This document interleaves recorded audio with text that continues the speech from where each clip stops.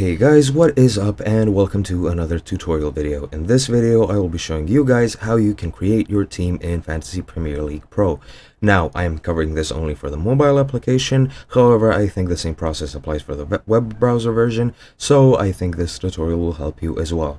Now when you actually open the mobile application, this is the screen that you'll be greeted with. As you can see, it's the latest tab, and here you will find all your data, all your news. As you can see, you have player news, you have game week news, you have game news, etc, etc. Now to actually create your team, you will be greeted by another screen when you actually first start up. When you click on fantasy, you will be taken to this screen if you already have a team, but of course I'm showing you how to actually create a team, so this screen is not what you'll be greeted with.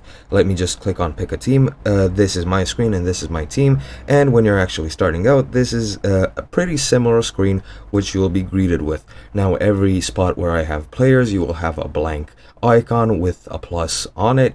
You actually want to click on that, and once you click on it, you will be greeted by a list of players you have from the Premier League, of course. And to actually choose one of them, you just have to click on them, and you will have a option to add that member to your team. Now each player has a price, of course, which is denoted by well, in the list you can see what their price in pounds is. Now let me just enter the transfers tab, because I can show you there how to better do that.